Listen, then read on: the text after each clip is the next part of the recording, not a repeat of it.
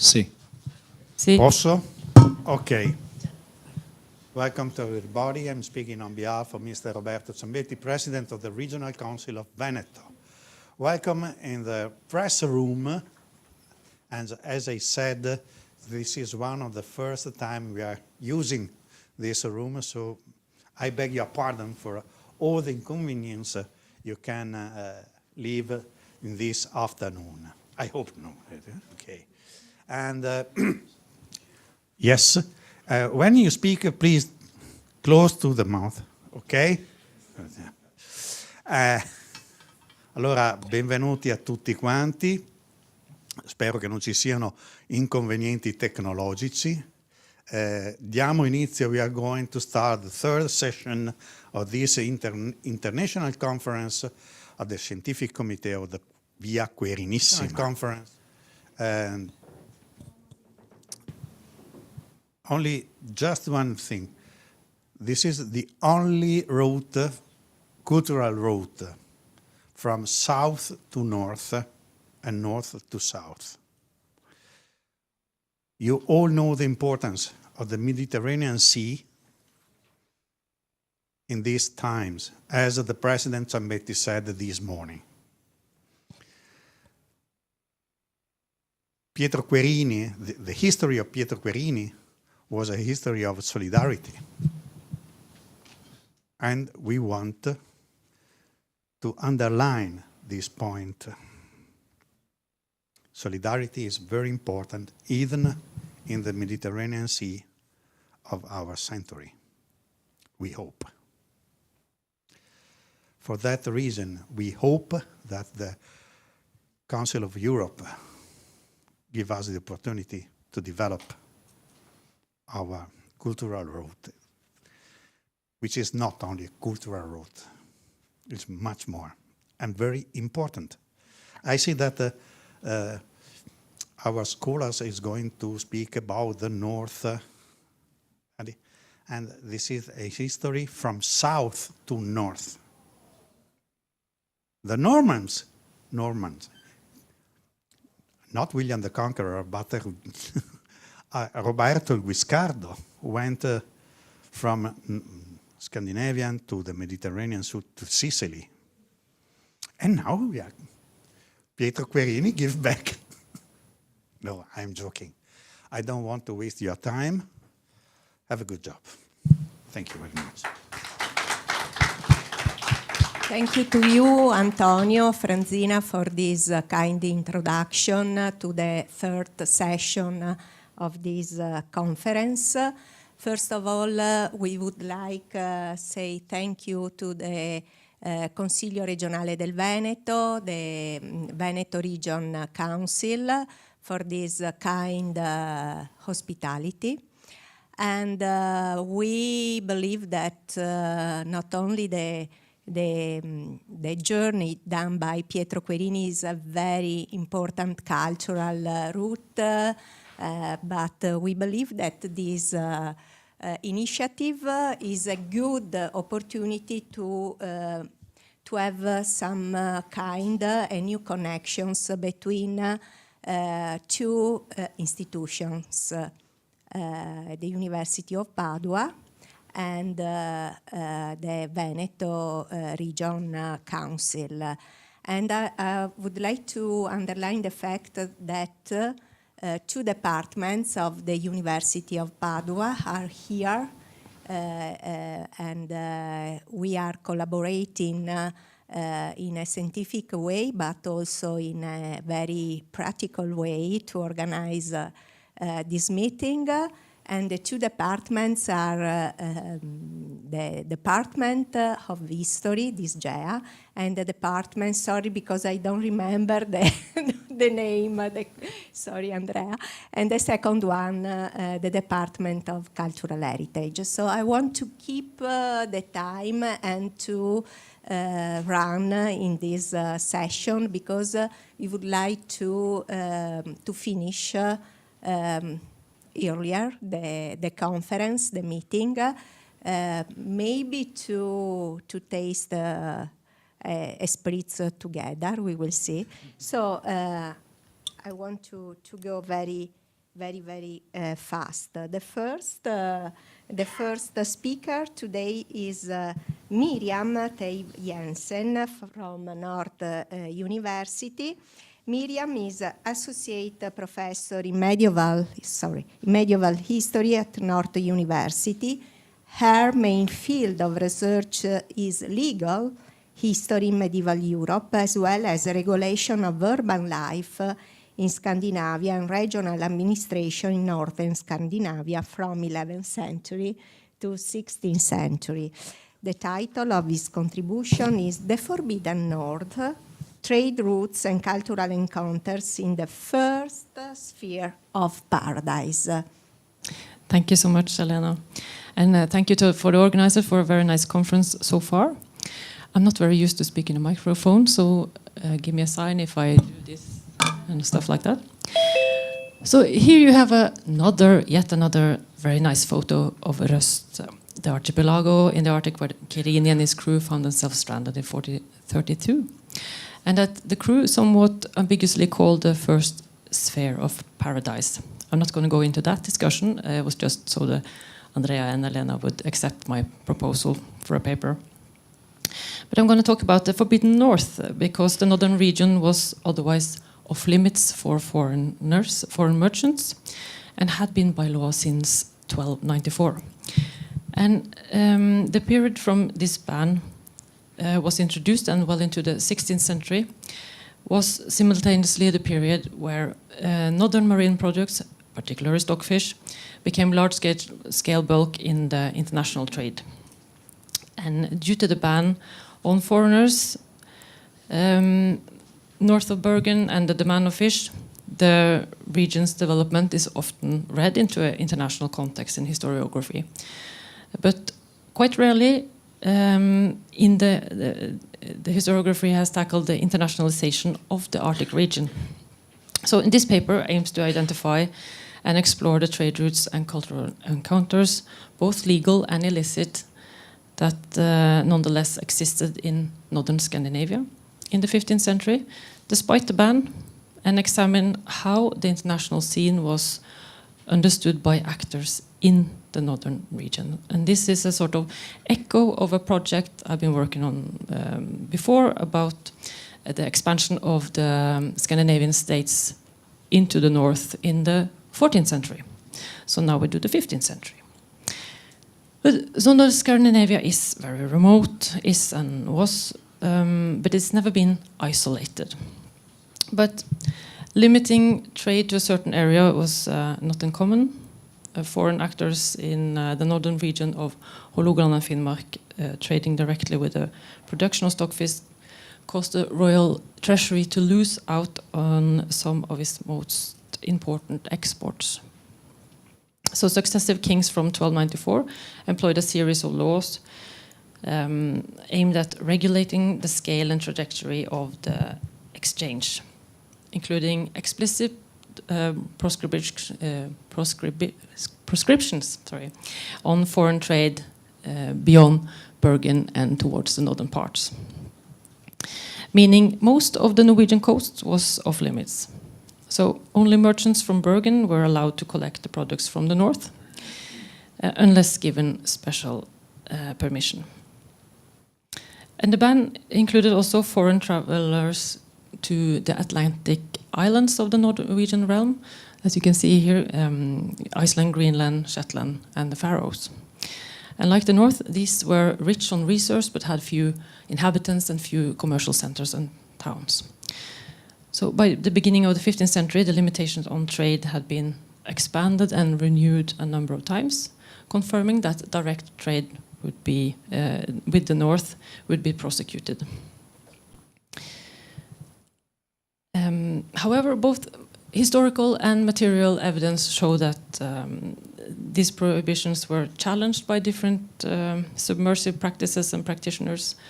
We know, for instance, that indigenous Sami groups traded with Swedish, Kven, that is the modern Finnish population, Russian and Karelian agents, while Norwegian populations along the coast fostered commercial relations with the Dutch and the English, as well as German merchants directly. And the upper clergy in the vast Nidaros diocese, covering the whole northern Norway and the Atlantic Isles, was also deeply involved in the stockfish trade and had their own international buyers. There were thus inherent tensions between the norms established by kings on the one hand and the agendas and practices of local, regional and international actors on the other. And these tensions can be illustrated with a decree from 1384 from the king of the now union between Norway, Sweden and Denmark, King Olaf, in 1384. He addressed three main issues, and these were, first of all, at this point, merchants had stopped coming northwards to collect the products, the merchants from Bergen, and they were instructed to sail there as they were supposed to, as they had before. And secondly, it was reported that foreign merchants illegally purchased product outside the regulated markets and towns and traded in fjords and at fishing stations directly. And this was ordered to stop. And thirdly, the northern population of Hålogaland and Finnmark was ordered to sail with their trading goods only to Vågar in Lofoten, close to Røst, and the only market town in the north. And never beyond, on the grounds that their presence was needed in defending the region against Russians and Karelians. And I will discuss some northern encounters, examples of that, in the first half of the 15th century in the context of these three issues. So the tension or the ban on foreigners are not visible in the narratives of Querini and his crew of their 100 days spent in Røst. Their accounts give an unprecedented insight into the effects of the trade in the fishing communities of northern Norway, as we have heard been said a number of times today already. But we don't get the impression that the shipwrecked were taken for freebooters or trading illegally, and neither that their local rescuers were unacquainted with strangers. When they by chance also met the Archbishop of Nidaros himself on his way northwards, the Archbishop, who represented the interests of both the church and king, did not have any suspicion towards this group of Venetians, but he only helped them and used his own very vast international network to help them. And the observations that Querini and the crew did of the inhabitants of Røst are also illustrating of these networks stretching beyond Bergen. In what he thought to be an outpost of Europe, Querini found the common inhabitants to be quite wealthy and dressed in rich grossa, woolen cloth from London and other places, while Fioravante and Michele commented quite on the contrary that although the locals had plenty of their currency, stockfish, they dressed in inexpensive cloth, but colored cloth from Denmark. And both depictions speak of European influences through the fish trade. And such influences would of course come via the international trade in Bergen, and possibly due to the northerners sailing abroad themselves. It is not known why the merchants from Bergen had stopped coming north, but a new system of developed in which transport was organized from the north communities themselves, which involved equipping a jekt, a cargo vessel, and sailing to Bergen with the products. And this system would remain in place for 5 centuries, so 500 years. And Querini's tale of the journey from Røst is one of the earliest written sources actually describing it. But the northern population built a strong connection with Europe through the fish trade network.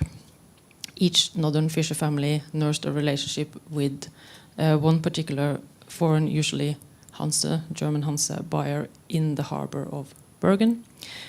And due to the bartered goods the northerners brought home again to the north, most of them held big credit with their Bergen merchants. And testament from a Lübecker merchant confirmed that the northern fisher families were indebted to them, and traditionally this relationship has been interpreted as a disadvantage to the communities in the north. But now, recently, this credit system is rather interpreted as a mutual exploitation, forging a strong relationship between seller and buyer in which the seller gained access to necessary equipment and supplies, and also luxury items, and the buyer had a steady supply of marine products.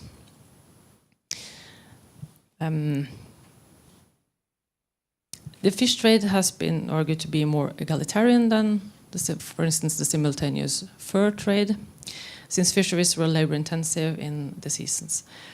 But there were also a growing number of magnates being enriched in the north by the fisheries.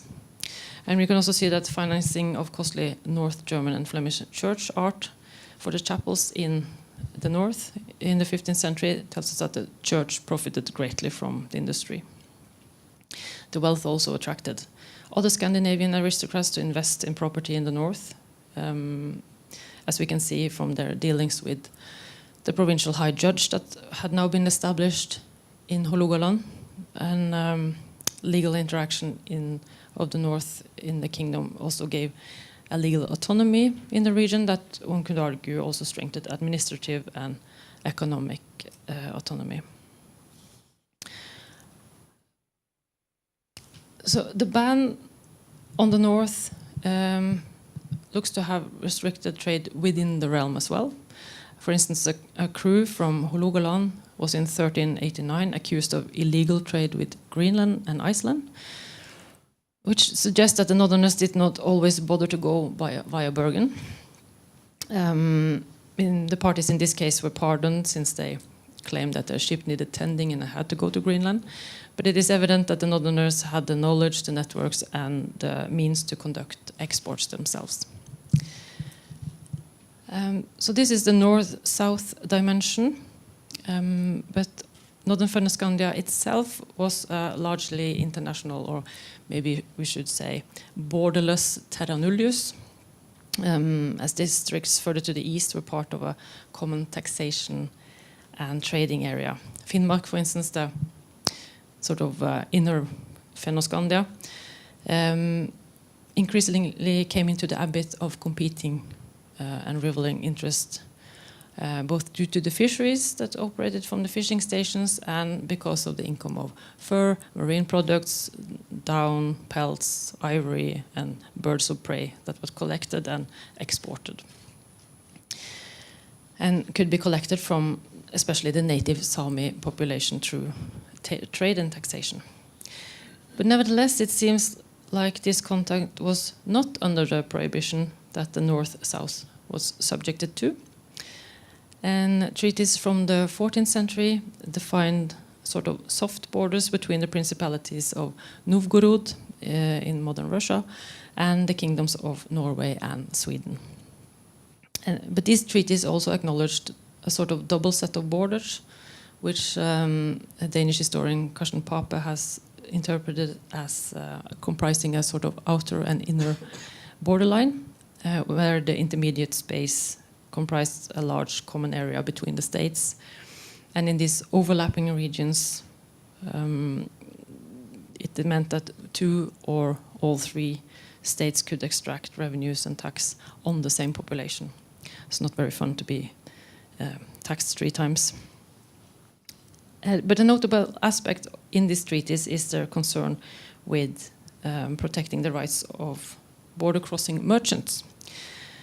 And the Russian treaty with the Swedish king, for instance, stated that mercatores from Germany, Gotland, and Sweden could traverse the common territory without impediment, while a treaty with the Norwegian king stressed the same rights for hospites, the strangers. But at the same time, tension grew in the western, or sort of north-south contact sphere. King Erik, king of the Kalmar Union of Norway, Sweden, and Denmark, issued yet another warning in 1425 against sailing to the north and trading directly with the locals, after reports that foreign ships were appearing both there and in the Atlantic islands of Shetland and Iceland. So the distance from the Central Powers based in the south gave possibilities, but also made the coastal communities vulnerable. The local population and the local clergy, it seems, may have been quite willing to cooperate with foreign visitors, and the royal representatives in the region noted an illicit influx of strangers and saw this as an economic threat to the king's right. So correspondence between King Eric of the Kalmar Union and King Henry of the VI of England revealed that German and English merchants still traded illegally along the northern coast in the 1420s and 30s. So at the time Querini was there. And this could be an effect of an ongoing rivalry between Dutch and English merchants with the German Hansa League. But not all visits from outside were of a kind, benign type, though. A letter of complaint from the people of Finnmark in 1420 includes both a description and of how the population of Finnmark was constantly raided and raped by Russians and heathens, he says, and how a big English ship had come to the shores to trade and promised to come with an even larger force the next summer. So even when filtering for the representatives concerned for the loss of the royal income, there is a sort of threat in the promise from the English. And there are also reports of English merchants that plundered cargoes of stockfish. And what is clear is that the northernmost coast had to fend for itself, and it was attractive to outside pillaging and trading alike. And this 1420 report also, we learned that the northern population was exhausted from year-round military levies defending the coast. The Norwegian conscription-based naval defense system called Leidanger was introduced in Hålogaland by the 13th century, but we remember from the decree of 1384 that the population in the north had a special obligation to defend against eastern attacks. And there was obviously a serious rivalries and military confrontations in the region between Norway and Novgorod especially. And during the period from 1250 to 1444, we have reports of 11 attacks on the Norwegian territory from the east, and equally Russian annals report a number of Norwegian attacks on their territory.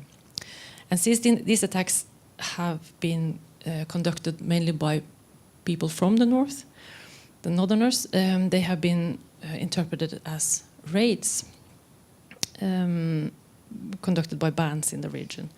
But looking more closely at the description, we see that these appear as straightforward military operations, where the attacks were directed at institutions and constructions representing central authorities. Novgorod Chronicles from 1490 report a fleet of 500 men from Norway traveling to the White Sea, attacking churches and monasteries. And the chronicler may have exaggerated the numbers, but it seems clear that the northern Leidang could be used for attacks as well as defense. And with a relatively large-scale forces sailing to each other regions, the confrontation seems to have been part of a state policy.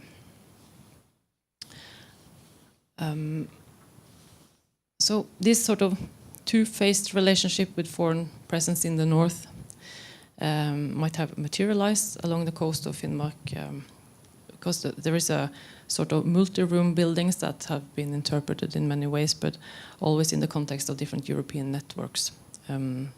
More recently as the interface of these contacts as both trade posts for foreign ships, but also obviously being garrison stations.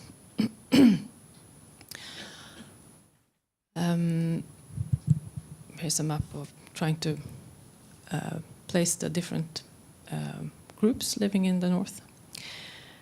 So Querini unintentionally landed in a region banned from external contact, but it is revealed from their reports, but also other reports, that inhabitants in the north were well versed in maneuvering the international trade scene. And the picture painted from these sources is that the state's ability to regulate was often limited. Monarchs were unable to halt external encroachment, and attempts to control trade only demonstrate the resilience of the connections between northern inhabitants and the European market. Internal competition between foreign merchants and burghers of Bergen widened the pool of potential partners with which northern Norwegian fishermen could trade in the 15th century. And through the government's interest in the region, the northern population gained the means to exploit fully economic networks, even if the contacts were to a large degree defined, instigated and controlled by the politics of the crown. And I can just end with saying that from the 16th century, again, the north was hit by a number of coinciding crises, of climatic crisis and a resource crisis that dramatically reduced both the supply and the resources and the population. But we can still see an increase of mercantile traffic along the coast on the sea route between Russia and Europe. And it again occasioned the arrival of Scottish, English, and Dutch and German merchants and pirates who frequented the coast on their way to Murmansk and Arkhangelsk in Russia. So Querini's narrative is unique in another Norwegian history, Scandinavian history. We have nothing like it. But their presence, even if it was very dramatic and rarely happened, is really just one more international actor in an already very multinational scene in the so-called Forbidden North. Thank you. I can end with the image from Carta Marina, where you can see both Röst at the bottom and a Galea Peregrina, maybe inspired from Querini, I don't know. Thank you.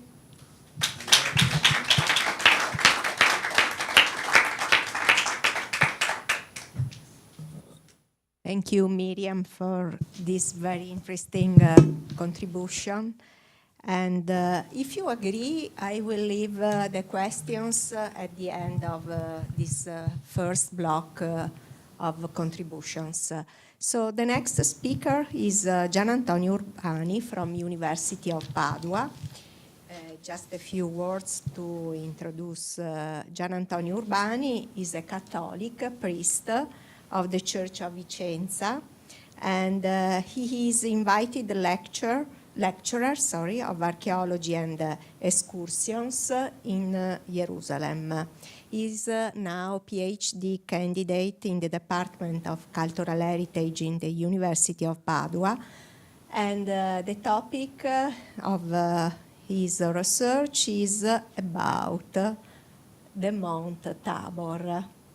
Very, very nice. So the title of his contribution is Traveling and Wandering in the Holy Land, in the Treaty of the Holy Land at the East by Friar Francesco Suriano, missionary and traveler of the 15th century. So, Gian Antonio, please. Yes. Sorry. Okay. This. I regulate the PowerPoint. Thank you very much for this speech, dear colleagues and organizers. Special thanks for the opportunity to share and discuss an important century of travels, discoveries and enterprises as it is 15th century. I wish to begin my contribution by apologizing to the organizer for an error in the title of my lecture, of the journey of Friars Francesco Suriano. He wrote a treatise, you can see, traveling the treatise on the Holy Land, and did not enter into 3D. in your papers it was written 3D. 3D is two parts who take agreement is another sense of 3D and treaties. And the word 3D is carry its meaning. Even the English edition, translated and printed in 1950, used the exact term treatise. I have this, the printed edition is 1949, is from Studium Biblicum Franciscanum. You can see then is a lot of reigning taken in these books, but is ancient books in our library. Sorry, is the maybe a turn off? No. Everything is closed now. Is it closed? Let's close the PowerPoint. Enter? No. Okay. Okay. We go. I don't touch. Okay, today I would like to begin by emphasizing how the Friar Francisco Suriano, and whom you have main dates in his lives in your hands. I prepare some papers, maybe everyone have a small, yes, is some dates about the life, because it's a long life, and I want to use the comparative this diary with the Pietro Querini, because there is many likeness, there is many point of contact. However, the outcome was a long, very beautiful discussion of these travels in the Holy Land on the Middle East.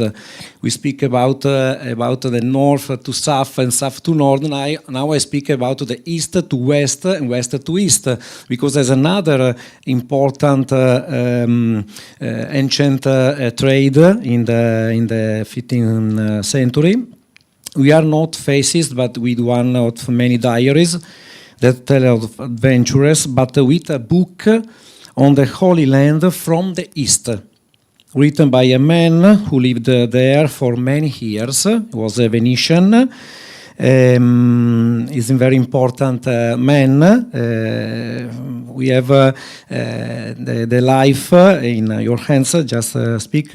In 1450, he was born in Venice into a noble family. Probably it was origin from Syrian area, probably, but I'm not sure.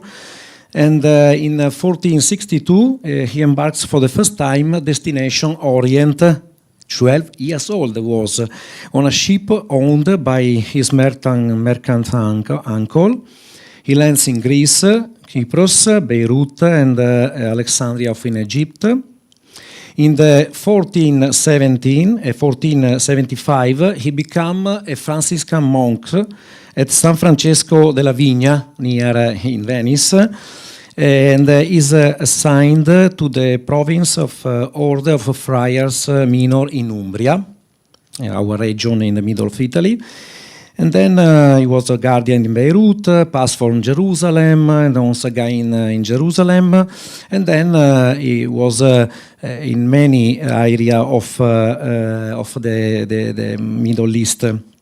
In 1487, he goes to Rome and returned to Umbria, to the convent of Piscignano, where he writes up the treatise of Holy Land. In this important date, 1493, he is elected guardian of Mount Sion in Jerusalem. Now is the service of custody of Holy Land. And before leaving, he obtained from the Querinissima that the friars are not obliged to lodge the patrons of the ships. Is a rule because there are many patrons in Jerusalem and arriving by merchants, and then the convent of Mount Sion not enough to have hospitality or the people. He preached the Lent, this time in Christian religion, in Cairo, in Damascus. He's a preacher for many years. In second time, in 1512 and 1515, he was a re-elected guardian for Montesio in Jerusalem. He came back to Jerusalem for the third time. He met a lot of pilgrims. He received, for example, Barbone Morosini. He too left us a travel diary. And he reviewed a previously written treatise. It's probably in this year that 16 friars of his convent died for the plague.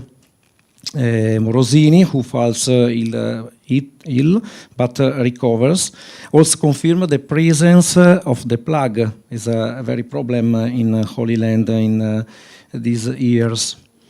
In 1524, the treatise of Holy Land is printed here in Venice at Francesco Bindoni's typography. It's a famous typography in the history of Venice. This is in this area. You can see the yes. You can see the important manuscript in Library of Venice. Is the frontispiece of Italian version, and then outside another piece of manuscripts. You can see the Incommenza e il Trattatello is in Venetian languages, and then the version of English version. I spoke about the short biography, and I passed. And then now it's very important for this speech. I focused 3 points about the biography and the reading of treatise in order to the otherness and hospitality. I think the diary is a perfect example of hospitality in the Holy Land and the other areas of Mediterranean Sea. The treatise is a travel of trade routes and shipwreck, and it teaches a cultural encounter and the discovery of holy places. The first point, Padre Francisco write when I was in the Guardian for Montesio Monastery for some years, I knew many travelers and pilgrims. Also, in another place, we can take an example of the convent in Beirut, today in Lebanon. He writes on chapter 102 these words about the role of friars and brothers. The brothers is a figure of convent who collaborate with the custody. The 3 important role. First one, the city being the port of Damascus, to which come all ships and merchandise. The friars say mass, celebration, for the sailors, and attend the other spiritual needs and the sacraments, and we live from their helms. It's very important because the trade routes and the merchants go, come and come back, and have an important spiritual life in when the navigation and after navigation. The friars take this important service. The second, because it's help and refuge of all the Christian slaves and also renegades who flee there for liberty, for the convenience of the friars, of hiding them and then returning to them. As there was a problem in the 15th century, the role, the presence of slaves and the renegades. And in the convent, Beirut, but in Jerusalem, in the Cairo, was welcomed inside the rooms for to have protection. The third is very nice and is important for the Christian people, but the last cause is for the miraculous blood of Christ spilled in the blessed church, and this is the principal reason. The third is the principal reason because it's a reason of faith for the people who visited the convent of the monastery and the church of Saint Saviour. This is only the example, I think, for the assistance for pilgrims and the travelers, and I'd join the merchants.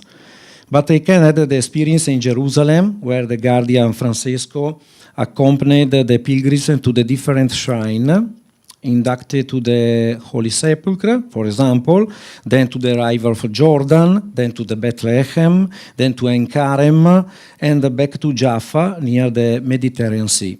It was a paradigm of spiritual pilgrimage and a paradigm of life to go in the East.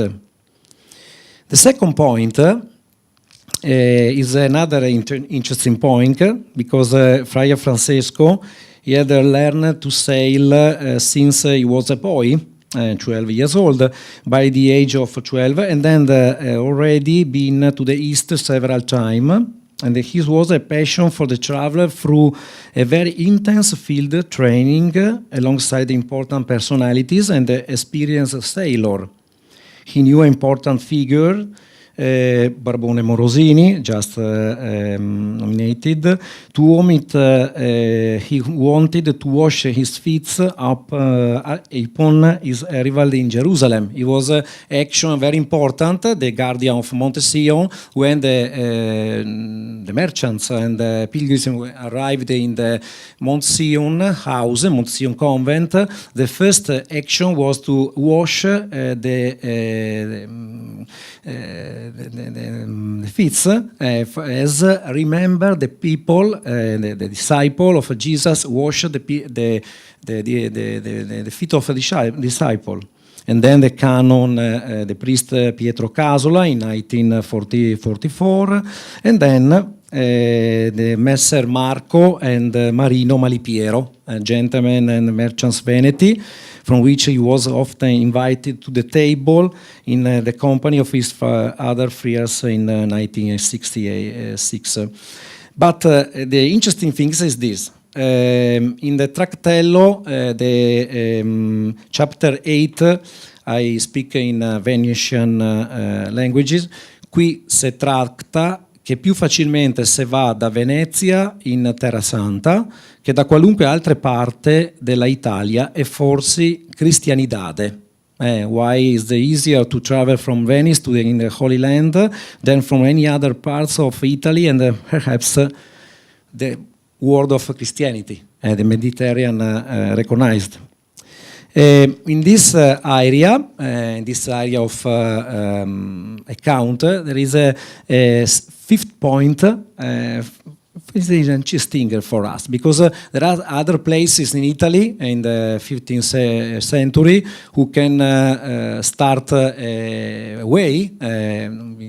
We nominated the north, but you can start from Naples, you can start for Calabria, Sicily. There are other itinerary, but especially for Venice is very important. First, said, this I may get to know my guardian as a chief of a shepherd, and that he may know his little sheep and dispose of him, and he thought it fit. Is sure for because I know the person who drive for me to the Holy Land. The second, to get a quick passage. It's interesting because there are many boats who begin the trade from Venice for having arrived immediately we left, which would not have happened in other cities of the world. It's very big itinerary. The third, because no other nation is not secure from pirates and sea robbers as that of Venice. Fourth, for the shows, because all the time you pass through the lands of a most illustrious scenery, as far as 90 miles from these parts. He remembered the Candia, the isle of Creta. And then the last, to have a good company, which would not have from any other nation, from the benevolence of these sailors who had known me in the world. I think especially for the choice for Venice about the Friar Francisco is a very important for to recognize and to choose the trade route. Now this is the galley of Messer Agostino is embarked from Venice in 10 August 1484. This is the only the trip to take come back to the Holy Land, and I found in this trip many likeness, many point of contact with the Pietro Querini itinerary. You can see 6 days to Larnaca, 2 days to Limassol, 12 days to Gulf of Finica, Castello Rizzo, 10 days to Rodi, and waiting 6 days. From the next stop, 17 days of storm. And this is the impressive problem in the way of come back to the Holy Land. The ship has lost its sails for the second time, and worse, tidal wave had broken and taken the rudder way. Francesco Suriano took up his habit, and he says, and stood in place of a desperate commander, and with the help of God, keep the ship safe to the island of Corfu. Francesco Suriano, at this point, tells us to astonishment of sailors, who out of content wept of blessed God, who they had sent a friar to save them from shipwreck. The good ones shooted. Sancto Francesco is at helm. It was a count very important because he was a sailor and understood the problem of the navigation, and then finally arrived in Corfu, and then arrived in Venice finally in the about 5 months of navigation. Then lasted 19 days for to go to the Holy Land. The first point is a small point, but it's very important. Is the proposal of about the indulgences. Indulgences in the Catholic Church is to take a trip to Holy Land for to remise to have the health of the sins in the life, and to repair the life with the brothers and in general of the people. Through the pilgrimage, it is possible to have a new way of salvation from these sins. You can visit and meet the holy places, and you can receive the indulgences. Father Suriano speaks a lot about the indulgences, and this is a very important point of contact in the diary of Pietro Querini. In the last days before the shipwreck, he speaks about with God about some prayers, some indulgences, some if we arrived healthy and in salvation in the port of or in the isle. It's very nice this point. And I want to finish these 3 points. I think it's very important for to proceed in the future to read this important diary, because there are a lot of diary from the 14th century to 17th century. This is important because it's a description of the Holy Land and a description to trip not only the holy places to trip, and you come back or you give up to the people the important chose to go to the Holy Land in the future, in the life of the people. At the end of my speech, I should like to congratulate you, Elena and Andrea, on the organization and then the scientific committee of this international conference. I think there has been an opportunity to hear how those who have traveled in difficult condition in the 15th century can still teach us the acceptance of diversity as a resource to be valued. Moreover, cultural encounters will always be a source of growth and advancement for any people. And then only, this is the Jerusalem, only 5 places, Mount Sion, the Mount Sion of Cenacolo on Christi, where the Francisco Soriano lived. Now, this is the pilgrims now, with in the bottom, you see the Mount Sion. This is the drawing in English version of Francisco at the wheel of in the boat. This is the port of Jaffa, when he started to come back to the Venice. This is the Mount Tabor ruins, where they celebrated the Mass, and he take a risk because there are many robbers inside the ruins. This is the Mount Tabor today. It's completely renovated. This is the last flower of last week in the desert of Holy Land. Thank you very much.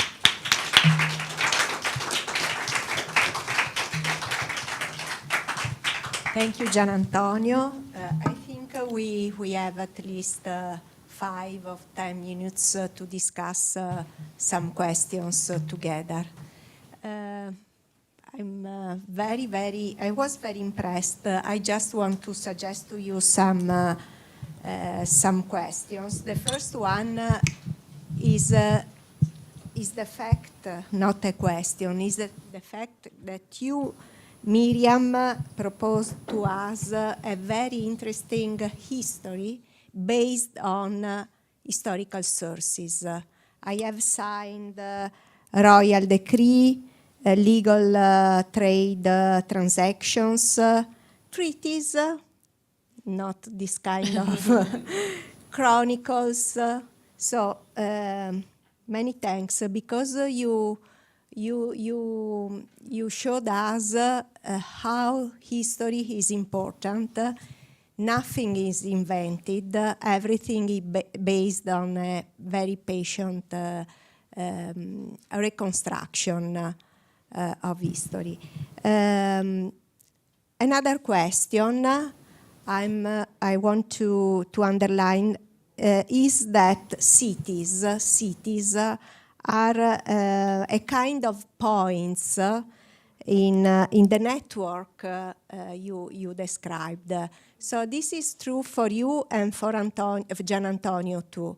We have the cities such as stages of the narrative you have showed to us. So may I ask you to give some information about the cities, if you found something about the description of cities, like him showed to us, also from a physical structure, the physical structure of the cities. In Norway? We're in the north, yes. Norway is today, and in the Middle Ages, one of the least urbanized region in Europe. And so in 1300, there were 15 towns, as we call them, in Norway, if we count also the very tiny ports that had maybe a few houses and a little church. So we count them as well. So they're very little urbanized, and 5% of the population lived in towns. the smallest towns, those north of Bergen, are lost now. They're declined. There are nothing but fields left. So there have been interesting archaeological digs there. And of course, these digs show, for instance, in Vågan, the one I showed, the only port town in the north, they have found there what they will interpret as international designs of clothes and pearls from Syria, chandeliers from England, and other stuff, seeds from everywhere. So they can also in that see the contact points. And yes, the official Scandinavia really wanted the contact to happen in the towns, the markets that were designated for this, and especially in the 14th and 15th century. So it was obviously an arena for and a scene for that, but also the actors tried to avoid this by trading outside. Yeah. Thank you very much. There is any question for Miriam at first? Stefania, come here, please. Or you can use sign language.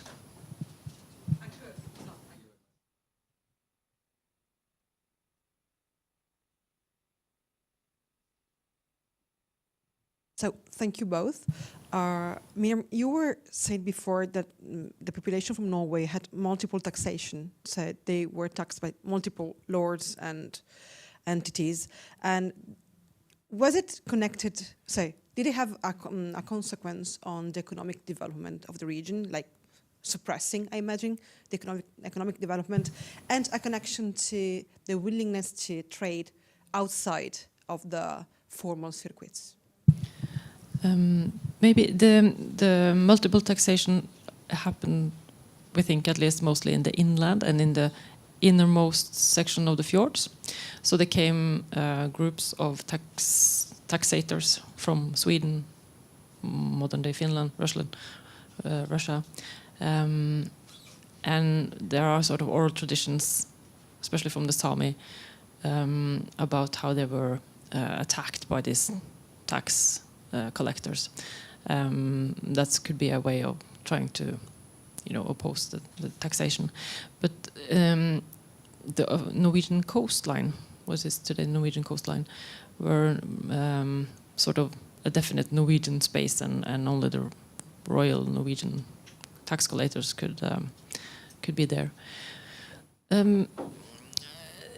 It's hard to say if it's had any impact on the economic development, but it seems like there was a very small population in the north, and all the Norwegian, Swedish king, the Duke of Novgorod, they all wanted trade in the region. They tried to stimulate both colonization through people moving there and trade.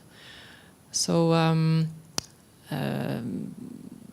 we don't know really. The 16th century have a lot more tax, what's it called, lists, and they are quite heavily taxated at that point. And if there were a number of times, then it sure would have had an impact on what people were willing to produce, we should think.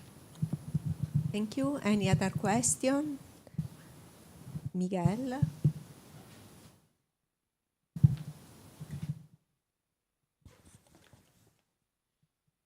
Thank you for your wonderful presentations. I am wondering, this is a question to Miriam. I am wondering why in Carta Marina is writing Galea Pellegrina. Are they pilgrims to St. Olaf Sanctuary or to another local sanctuary? Because it's no, I was astonished when I read this. Yeah, I wish I knew. It has been interpreted as a sort of reminiscence of the Querini boat. It has been interpreted as general people, the sort of merchant / pirates being there, but we don't know. And it looks like a sort of Roman galley, So who knows? But the Cordomarine has so many fascinating details. There is also a demon further inland, not in Bodø but in Fauske today. So we point to the students, look at the demon. It's Olaus Magnus' inventions. We don't know. Your suggestion is as good as mine.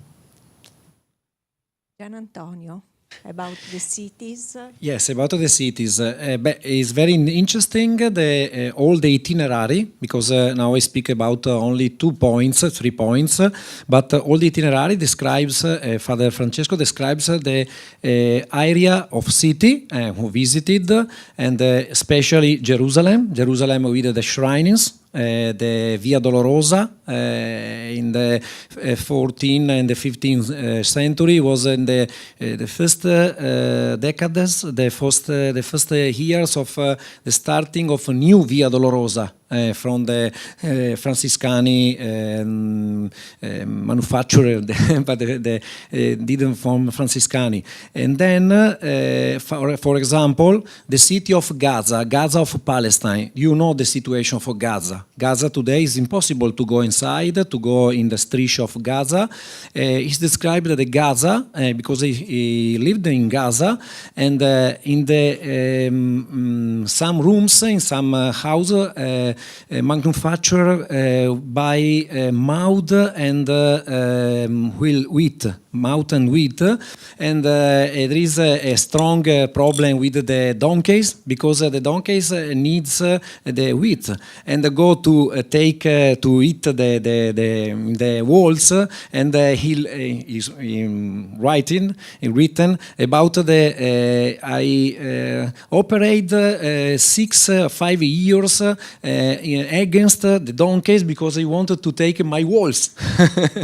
Now there is one of example, but especially Jerusalem and around Jerusalem, he described very nice the situation of shrines and the situation of people.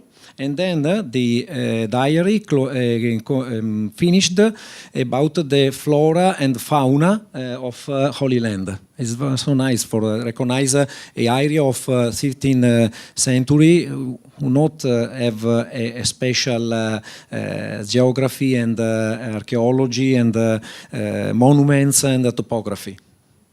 So what's the aim of the Trattatello? In your opinion? In my opinion, the third point. Yes. The third point, because I followed the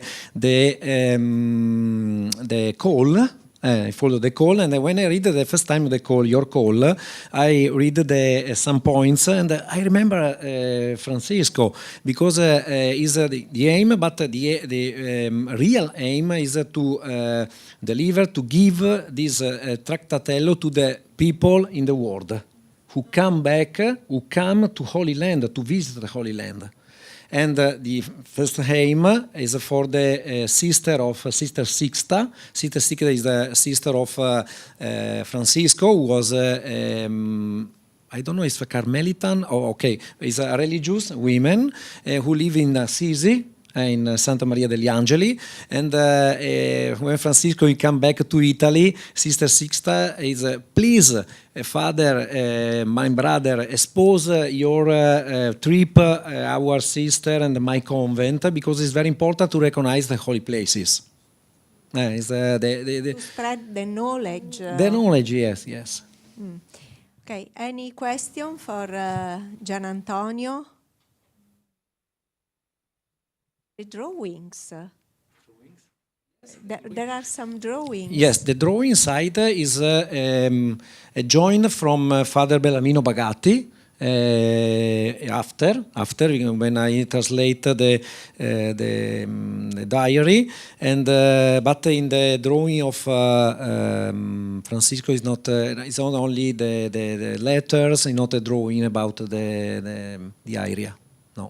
No sketch, no sketch.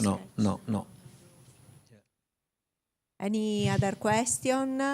Otherwise, we are going to run to the second part of the session, where we will have another diary by a priest, Giovanni da San Foca, so that at the end we can discuss together the two diaries, if you want. So I call here. Many thanks to you all. Thank you very much. I call here Ludovica Galeazzo and Andrea Micheletti and Nicola Orio. I see here. Please come here.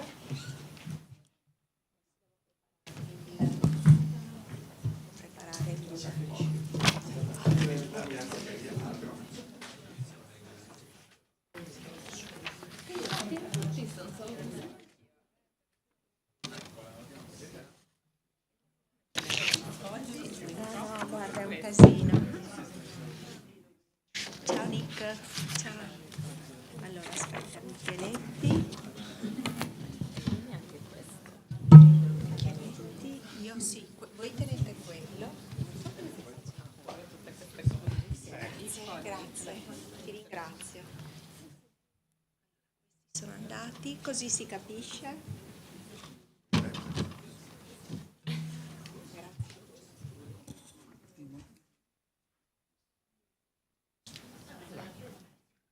Puoi tenerla lì sotto.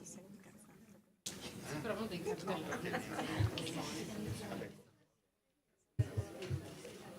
Scusa, tienila pure sotto qua che così. Grazie. Allora.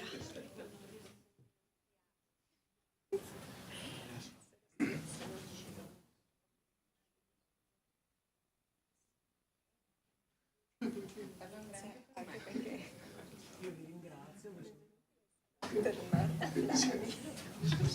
diretta. No, aspetta, ti presento. Prima io. Sì.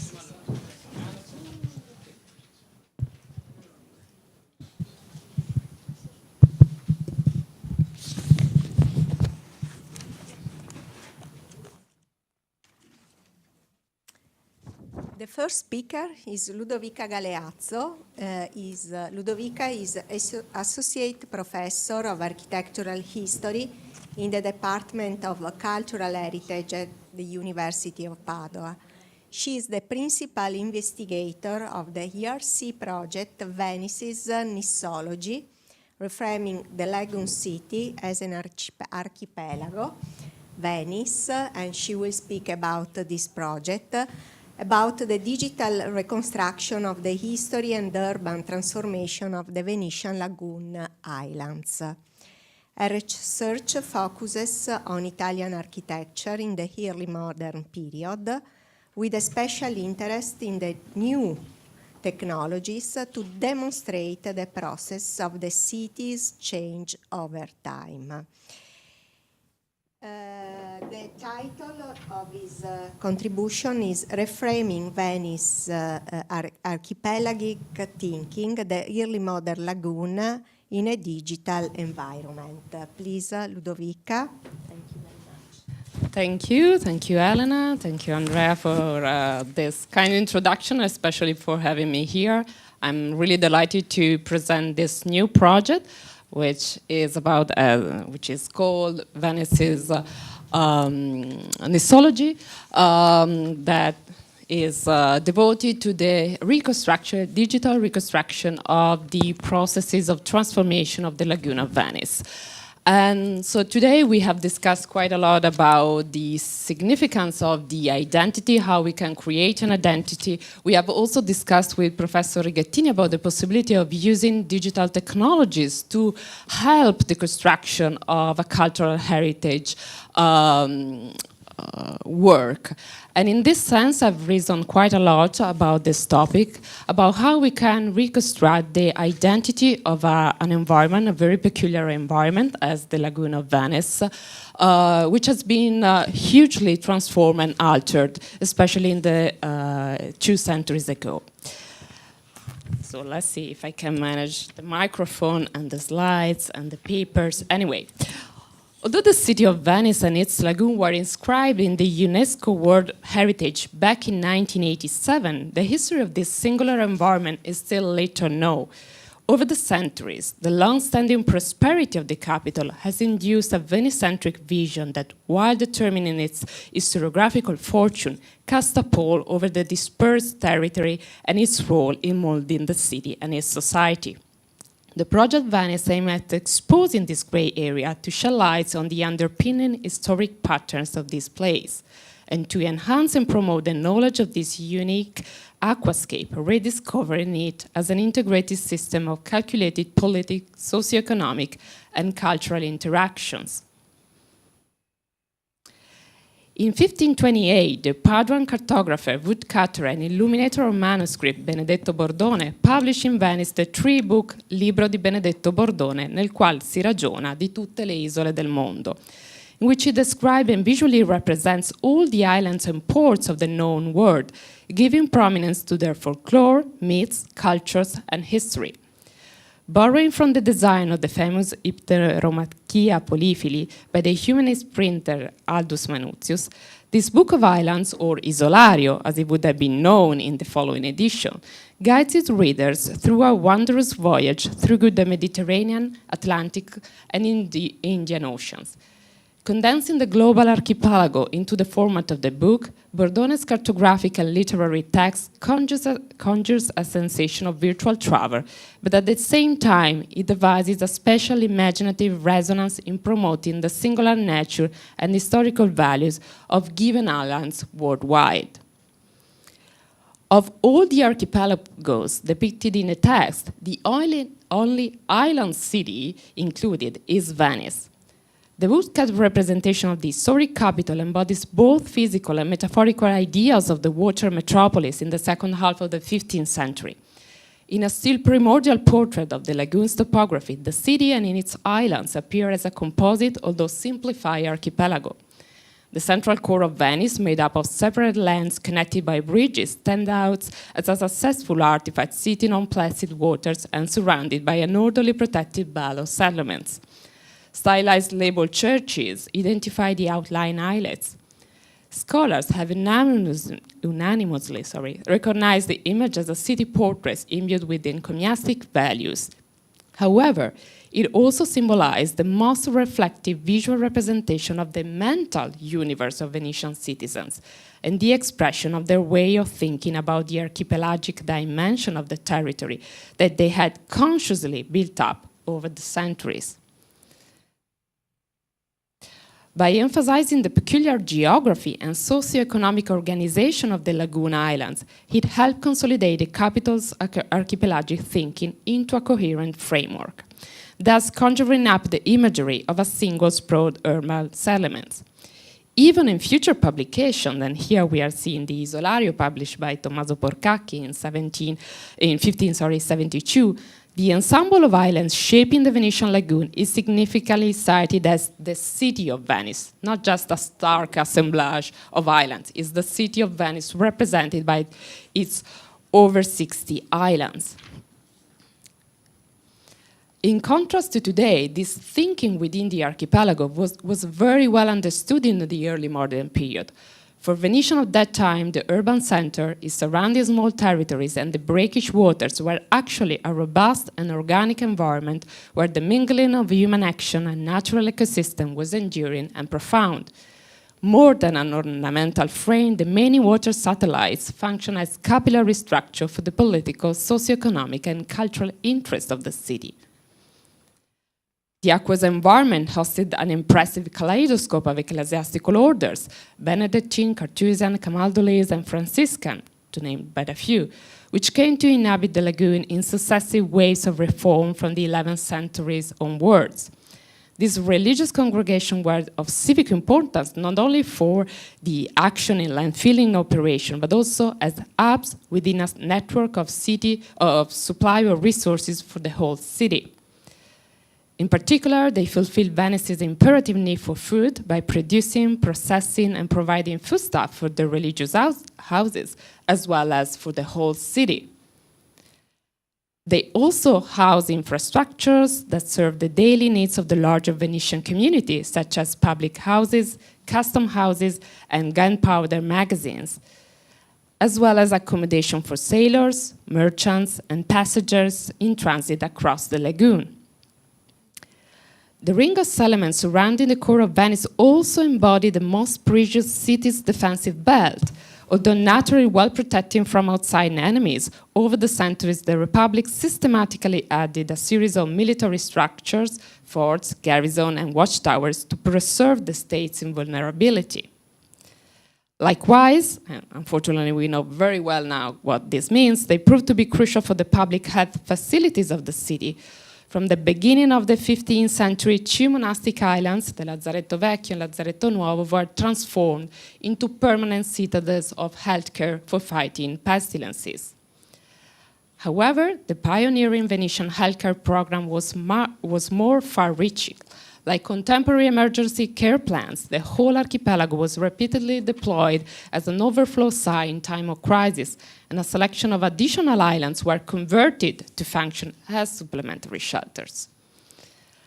The aqueous environment was also the stage set on which the Republic promoted the glory and the power of the state through ostentatious ceremonies and events contested on water, and also offer bespoke state lodging services to visiting foreign dignitaries. In contrast to what we have just seen for the early modern period, the traditional idea of a single composite urban landscape that shaped the Venetian lagoon has given way to the picture of a monolithic capital that dominated the international scene by itself.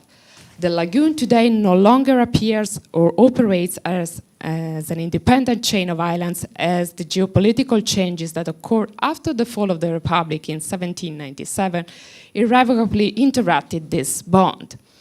This event, as you can see from these pictures, had profound consequences not only for the island's geography, as many sites were razed to the ground or remodeled, but also for the perception of the articulated network of relationships that sustained the archipelago's life. The suppression of ecclesiastical orders by Napoleon and the island's conversion to accommodate warehouses, military hospitals, and barracks led most of these islands to be neglected or utterly detached from the collective imagery, urban imagery. So one could argue that we shift the perception from a unique city to a only city. And the diverse integration of this island into a single archipelagic network was the result of a lengthy and complex socio-political but also conceptual construction that the Republic promoted over the centuries. And with the aim of reassessing Venice as a whole archipelago, something that we have definitely lost today, my project, Venice, looks to reconstruct this broader social and geographical inclusiveness of Venice's aquascape. And it develops an analytical and operative methodology to study, interconnect, and visualize these layered histories of the city liquid margin in a single digital environment to demonstrate the key role of these islands in sustaining the growth and the prosperity of the capital. This project has been awarded an ERC starting grant, as Elena said, from the European Research Council for the next 5 years. It's based at the University of Padua in partner with Harvard University. And thanks to the support of the ERC, I'm gonna reconstruct the aquascape by visualizing and interpreting the island's supporting function in a web interactive 3D platform intended for researchers, but also for the wider public. This is a geospatial semantic infrastructure that, as a sort of Google Maps of the past, enables a journey through time and space to discover and visualize the layered histories of this very peculiar environment made of over 60 domestic, as I love to call them, islands. This is meant to help users grasp not only the ancient morphologies of Venice's lagoon over the past 5 centuries, but also how they function and conceive itself as an integrated network. So by mapping, quantifying, and visualizing the functional use of space, the regulation of lagoon state infrastructures, as well as the principal socioeconomic, political, and artistic events in a long-term perspective, I mean in 5 centuries, The project yields crucial insight into the ways islands supporting the governance and of the capital, comprising the role of mediators in major Venetian and European events, but also places for innovative forms of art and architecture.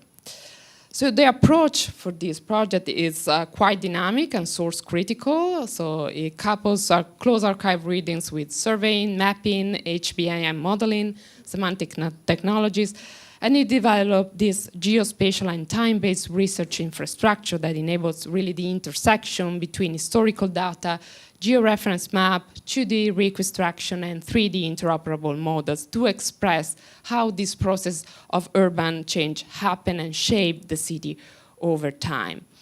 This operational methodology begins with the collection of all the historical data. This means bibliographical, iconographic, and archival sources that give information on the lagoon sites. These are disseminated in a profuse number of iconographic and textual sources, ranging from description, reports, rental contracts, and notarial deeds to maps, drawings, paintings, accurate surveys, and photographs.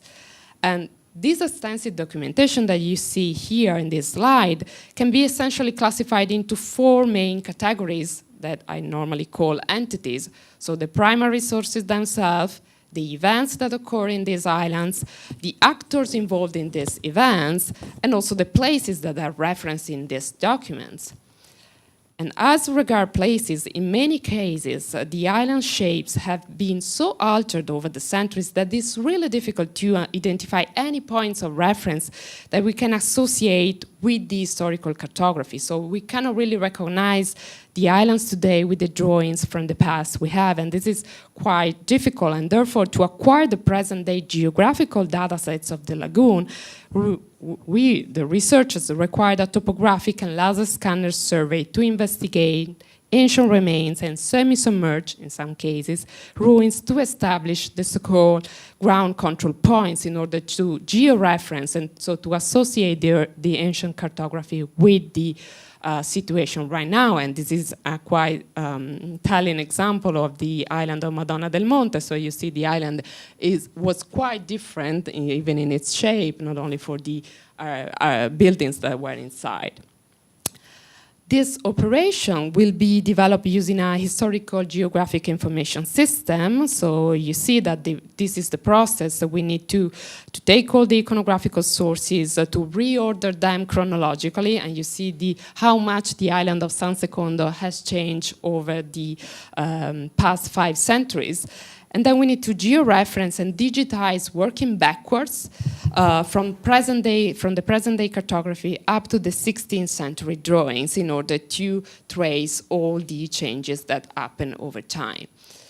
And then by interweaving, let's see if it works, by interweaving the digital reconstruction with many other historical sources like views, textual sources, etc., we can also try to reconstruct the dating parameters, so when this building had been constructed or demolished, in order to have not some sort of snapshots as we saw just a second before. Here we have a sort of photographs of different moments of the life of the island. In this case, for each single building, we can determine when it was constructed and when it was demolished in order to have a larger granularity when we are telling the history of this building. And then, building on the 2-dimensional, so on the plans that we have constructed, and thanks to the extensive extant historical documentation, we are going to produce the elevation of selected islands comprising their transformation over time. And using the technique of the building information modeling, we can construct some interoperable and semantically enriched 3D models. These outcomes not only visualize the geometry of the buildings, but also embed time-based metadata, and you see them listed here, like date parameters, function, was that building was for private or public purposes, the use was for military purposes or for healthcare, etc., which was the typology, the people, and the events. And this information embedded directly into the model will help answer some of the questions that you can see listed in here about the jurisdiction of these places, about the architectural solution that were used by the different monastic orders, for instance, and so on. All these historical sources, architectural evidence, research findings, reconstruction are going to converge as open datasets in this sort of flexible canvas. That is these geospatial and time-based infrastructures that enables a journey through time and space, and that keep together all the historical information plus the digital reconstruction. And I'm going to show you some of the mock-ups, because I have forgotten to say that this project actually started just 2 months and a half ago, so it's quite juvenile. So this infrastructure comes as a sort of invitation to a virtual stroll through place and time. We are resolved to adopt a quite intuitive user interface, which remind also non-technical users to the common web application services. The core of the platform is centered around a single map with which the user can interact. You can zoom in and zoom out. And on top of that, you see with these red lines is the reconstruction of in this case, the lagoon. So we are at the zoom level of the entire lagoon, with a reconstruction of the lagoon in the 1550, so in the year 1550. So these are superimposed and also constrained by a timeline that you see here. In addition, on the right, you see what is called the navigator, that really collects all the information, textual sources, iconographical sources, actors, events, etc. that we mentioned before. That is what comes from the research activity. We normally have, like in Google Maps, we have the list of restaurants, bars, and so on. The idea is quite similar, but everything is related to what you are looking at in terms of the map, and also to the date you pick. At any time, you can zoom to a particular island. In this case, is the island of San Secondo. This is the base map, so the island today, which has a round shape, more or less. This is the island in the year 1670. And here you have the list of all the information of a very specific building that I have selected in this case, which was the church. So again, we have a list of information, so everything is integrated. The information, the normal database that we can have for other projects, integrated into the reconstruction of the space that has changed so much. At any time, you can also select and go more in depth with the information. In this case, we have selected a document that is related to the church. You have the transcription, the synopsis, and the information about the location of its preservation. User can also, so with the aim of making the process of this digital reconstruction visible, we decided also to contextualize the historical documents that were used for the digital reconstruction. And as you can see from this video, at any time you can superimpose, you can change the base map, you can also use the transparencies. But in the second video, we see how we can also turn on and off the different cartography and maps that we use for the reconstructions. This is very helpful in order to, yes, I'm always done, almost done. We can also compare the different cartography, the different maps, not only with the current situation, but also with themselves, with each other. On top of that, we see also another component of this infrastructure, so the possibility to create thematic maps. So according to the different categories and the different typologies that we saw a few minutes ago, in this case, the use of the typology, we can modify the color or the labels in order to create your own map. And the idea is that this platform is not only meant to be open to the public, because it will be online, accessible to everybody, but also that everyone can create his own research question. You are very interested in bell towers of the Benedictine orders that had been constructed within the lagoon between the year 1702 and 1850. And so thanks to this very specific query, you will have all the bell towers underlined, and with a different color, you can create your own map, and you can download it and use it for your own purposes.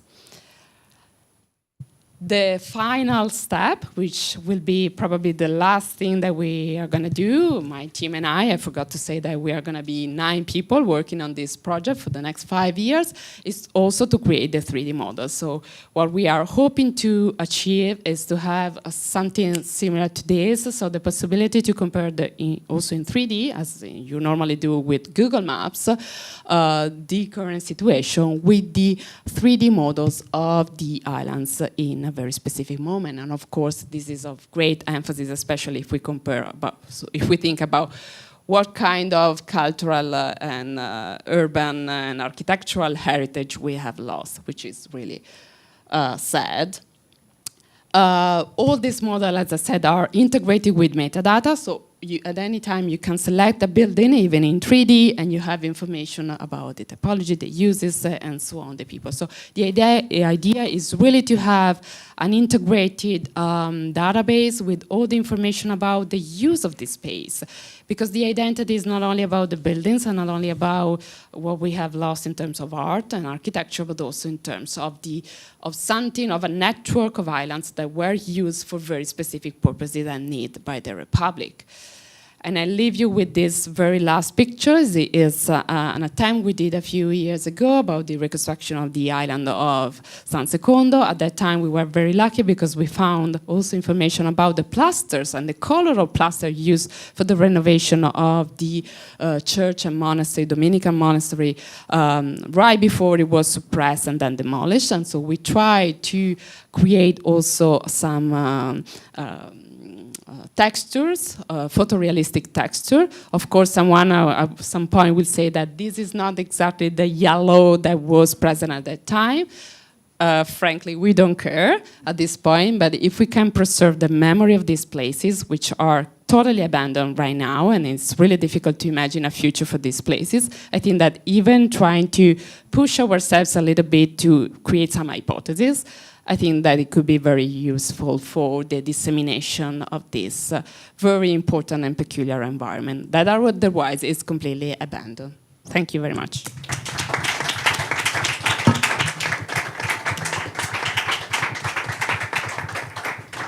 Thank you, Ludovica. We will keep the time for questions later. So the second speaker is double speakers. It's a pleasure to introduce to you Nicola Orio and Andrea Micheletti. Nicola Orio is Associate Professor at the Department of Cultural Heritage, University of Padua, again, co-founder of the spin-off MIPOL. His main research interests concern the application of innovative information technology within the field of digital libraries for cultural heritage, retrieval and access. In particular, he has worked in the field of music retrieval. Andrea Micheletti, a PhD student at the University of Padua, is co-founder of the spin-off MIPOL, the same MIPOL. He works as a multimedia communication technician for the University of Padua. His research concerns the application of ICT and gamification techniques for cultural heritage, with a focus also on tourism.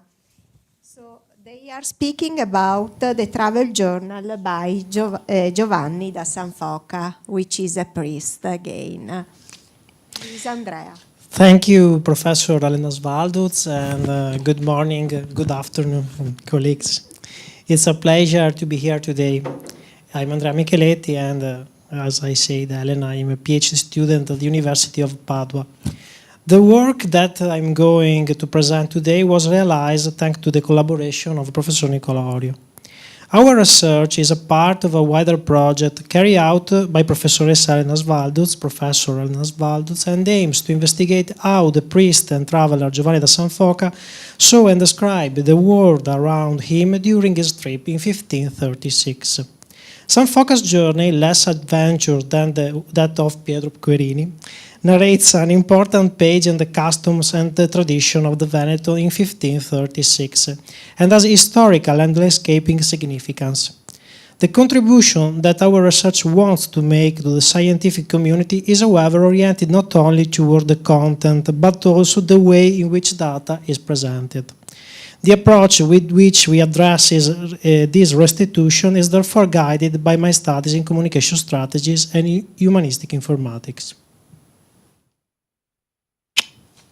What do we know about Giovanni da Sanfoca? Well, about 50 years after the publication of the Itinerario per la terraferma veneziana, in which Marin Sanudo gave an account of the tour he undertook in 1483, as a member of the retinue of the Sindaci Inquisitori di Terraferma, Giovanni da Sanfoca kept a travel diary, as you can see here, of the places he visited with another group of Venetian officials in 1536. This invaluable source of direct information about ongoing transformation processes inside and outside the Stato da Terra, Ferrara, Bologna, Mantua, and Milan contains material concerning public and private buildings and spaces, so generally speaking, it offers vivid descriptions of the landscape visited. The diary was written during the economic and social revival of the Venetian state, and therefore it provides numerous, wide-ranging overview offering a fundamental insight into several operations of urban and territorial reorganization.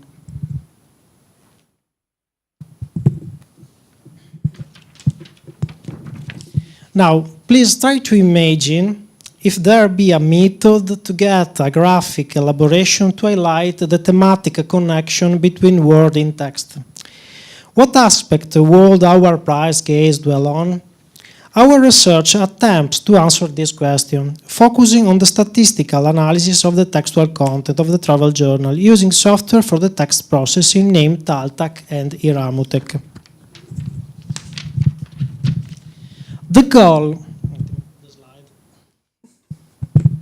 The goal of this work is to analyze the manuscript, searching for specific terms or topics that will allow us to understand how the priest Giovanni da Sanfoca saw the world around him in 1536 and what vocabulary he used to describe it. Let me explain how we proceeded. First, we had to prepare the text for the software to semi-automatically process analysis and to enable the vocabulary analysis and grammatical labeling.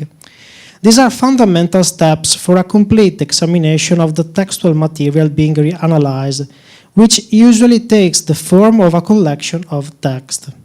Then, we move on to lexicon analysis. Automatic interpretation of text necessarily requires the selection of a subset of words rich in information, which represent the content of the corpus. The extraction of repeated segments and the identification of peculiar form represent significant step toward our goal.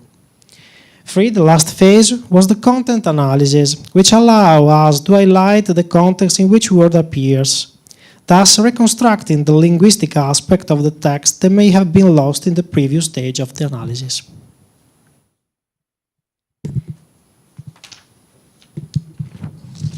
The first stage are the boring stage after. Okay, let's look at the first step in detail. The first thing we had to do was so-called normalization of the text, which consists, as I said before, in preparing the text for processing. During the normalization phase, apostrophes are turned into accents, and the grave and acute accents of the Italian language are regularized.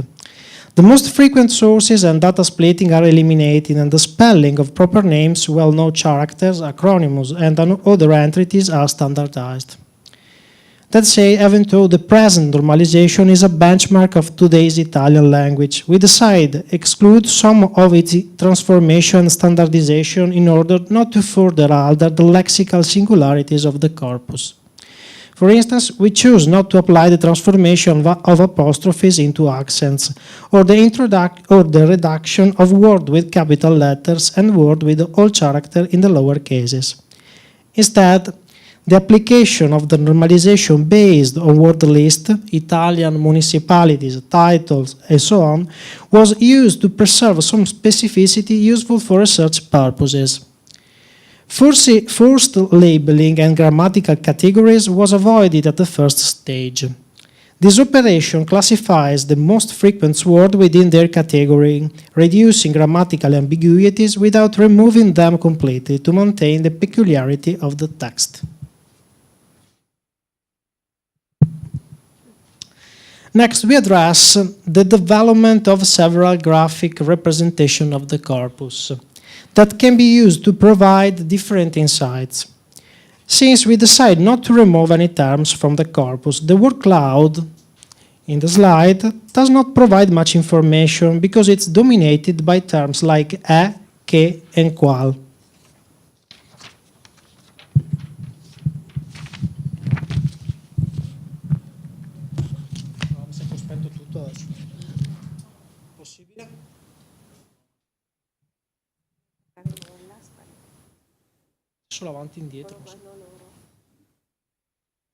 Let's move on the second step of the analysis. The lexicon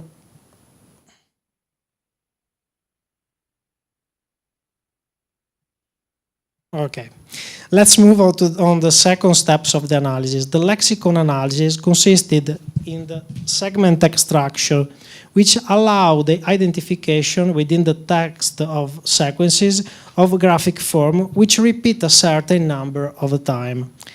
The minimum threshold of occurrences to deem a segment significant was set at 4, and the minimum threshold occurrences to deem and the minimum threshold of words making up a segment was set at 3.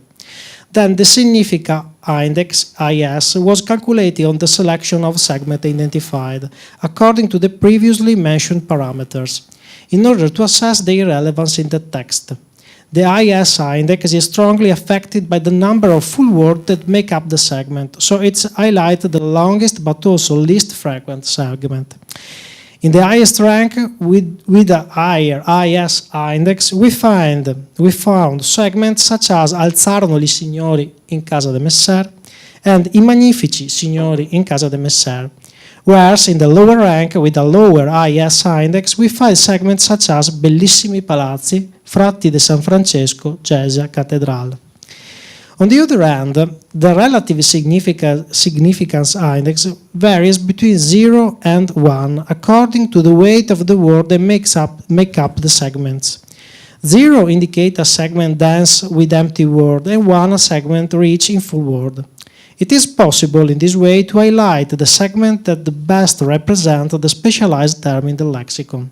In fact, by sorting out the segment according to the decreasing value of the relative IS index, we will find the first rank Santa Maria Cammino verso Corpi Santi.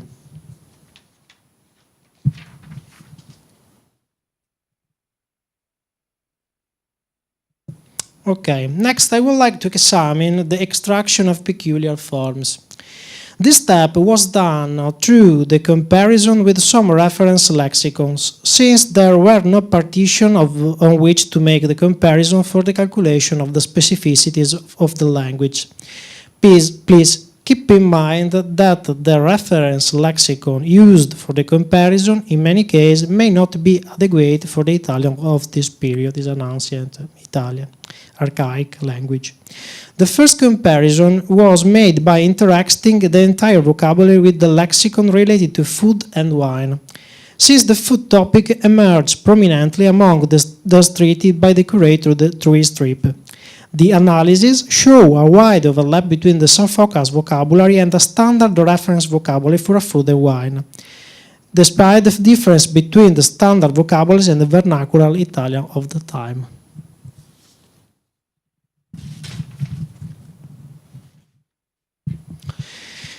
Before moving on the third step of the analysis, I would like to make a comparison with the dictionary of positive and negative adjectives, make it possible to label the positive or negative terminology in the corpus, and to make an overall assessment of the tone of the portion of the text submitted for analysis.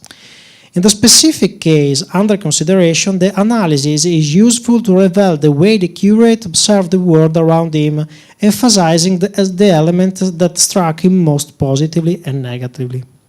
This also makes it possible to better contextualize the reality of that time by highlighting its similarities and differences compared with today.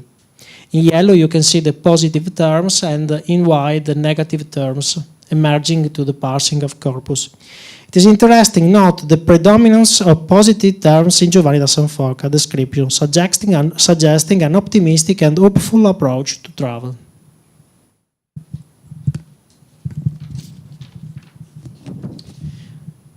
Let's move on content analysis. This is the last step of the analysis. The analysis of concordances was probably one of the first tools used by medieval philologists to reconstruct the meaning of words within the context in which the word is used, and consequently to help with the interpretation of text itself. The first concordances we have evidence of dates back to 1247 and was made in the convent of St. James in Paris. The present analysis of concordances aims mainly to disambiguate the use of some terms such as castle, which can be used with both the meaning of urban settlement and the meaning of the fortified city, and which appears 68 times in the corpus. The factor analysis of correspondences allow us to analyze the types of language in the corpus. For example, terms that are in the same quadrant are more similar to each other. Likewise, the further the terms are from the origin of the axis, the more the language is considered to be peculiar and consequently more interesting. The factor analysis carried out on term correspondence highlighted three groups of related terms organized in two main axes. One group is related to the description of a landscape, and another group on the same principal axis is related to the description of churches and religious buildings. A third group along the perpendicular axis and well separated from the first two is relating to the description of people Sanfoca met during his trip.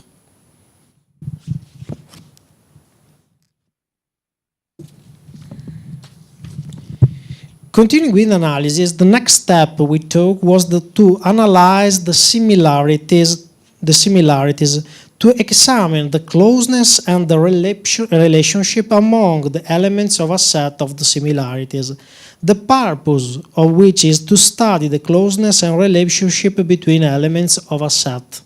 So, as you can see in the slide, it allows us to highlight the relationship between words based on how often they occur in the different sentences. In a given set of words, the closer they appear, the more frequently they are used together, and the link between them will be represented by a connector. The thicker the connector, the stronger is the relationship of meaning that exists between the words themselves. These techniques use graph theory to work out the networks of relationship between content words, as you can see in the slide. The content word, as you can see in the slide. C'è un loop. Moreover, word graphs allow us to highlight association and the strength of the links between words of interest. In the present case, as you can see, we choose to highlight the word locare and city, to investigate which words are associated with them and the strength of the links between them.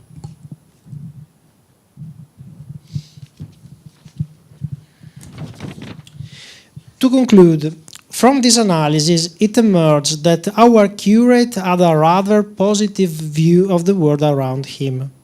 We can also infer from the predominance of positive terms that he had a positive and optimistic approach to travel. From the overlap between the vocabulary used by the curate and the standard reference vocabulary for food and wine, we also understand that our curate loved wine and food.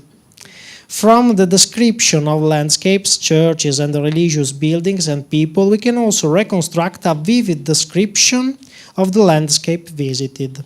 So, to recap, the diary provides many wide-ranging overview, offering fundamental insight into several operations of urban and territorial reorganization.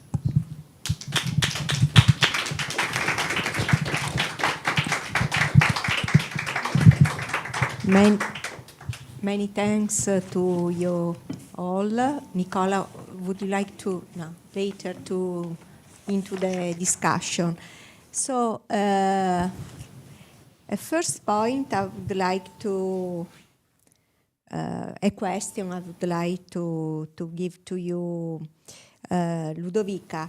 You showed us a very interesting methodological point of view. Your research is at the beginning, and we are waiting for the next 5 years. So you have a long-term research in front of you, and many compliments.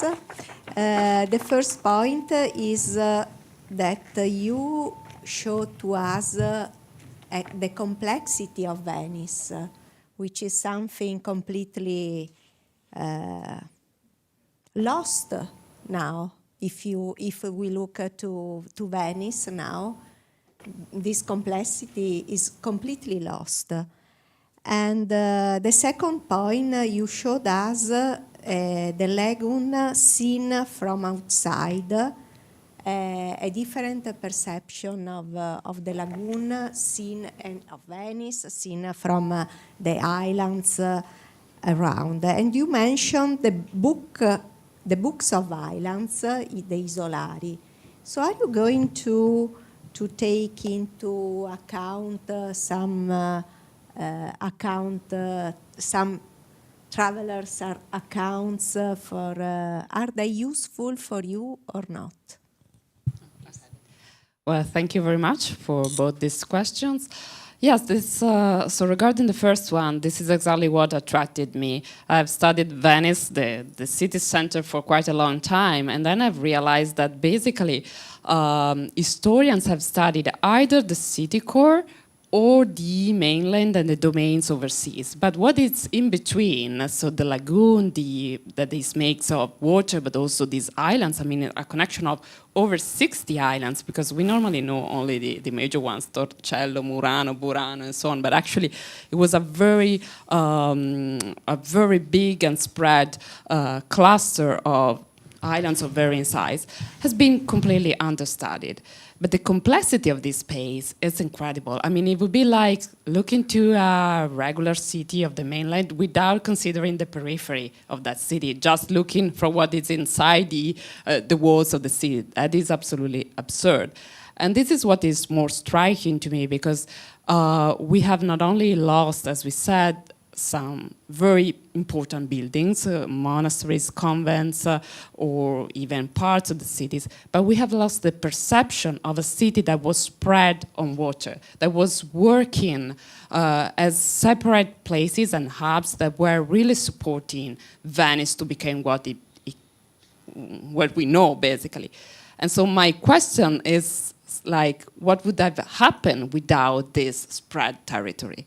What would have been the results of a city without the support of island used for military purposes, for the plague? Let's imagine not to have had the 2 lazzarettos and all the other islands that were used for the pestilences. What would have happened to Venice and its economy and its society? So it's really, to me, what was interesting was to try to look at the identity of a city that has changed so much. So we have discussed this morning quite a lot about cultural roots, and this is basically another way to look at cultural roots. So to rediscover the identity of Venice, not only in terms of architecture, the physical dimension, but also the social, the political, the economic, and so on. The second question is even more interesting, because I was really stunned by the fact that these islands were also used, not only were visited quite a lot by travelers, but also were used as sort of embassies for the foreigners, the ambassadors, the kings, emperors, and dignitaries in general who were coming to Venice before going to the Doge's palace. They couldn't enter directly the city center. They had to stay, according to their nationality, to a very specific island.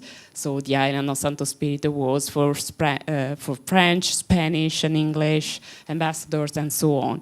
So we have the accounts of this and the reports of these journeys, because sometimes they can also take a few days. And it's incredible to know that the Emperor of France, the King of France, was absolutely sure about what the island of Santo Spirito or San Giorgio in Alga was at that time, while if you ask a normal citizen today, which is the island of San Giorgio in Alga, San Giacomo in Paludo, most likely wouldn't know the answer. So it's even the perception of a space that has changed in a European context also. And maybe, if I may, in my opinion, that the traveler descriptions could be a very important tool to study and to look at lost heritage or heritage at risk. Is it? Absolutely, because they are useful for two reasons. The first one is because they are describing spaces that we have completely lost, especially the churches, because this sort of ceremony that happened within the church was called the accreditation, was basically some senators from the Republic who were giving the permission to these people to enter the city center, were happening in the churches or even in the monasteries. So we have the description of these spaces. On the other side, it's also a way to look to how the Republic wanted to promote itself through a journey within the lagoon. So the idea was really to force people, foreigners, to come and see an environment that was unique. So the idea of showing and promoting a city that was completely different from all the other cities. And that is a way to read how the city itself was, and the citizens were perceiving Venice at that time, something that, again, unfortunately, we have completely lost. Also to build the myth of Venice, of course. Absolutely, a city that was floating miraculously on the water. So there was an idea of describing something that was stunning and incredible and unique. Okay. Thank you so much. Any question for Ludovica?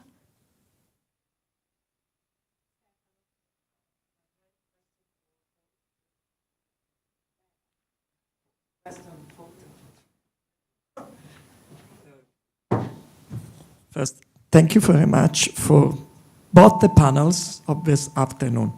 And it was a little shocking because the first panel was very interesting and based on, as you said, the study of traditional source. Both your speech was based on the traditional analysis of sources. Then you came here and you gave me a totally, completely different approach.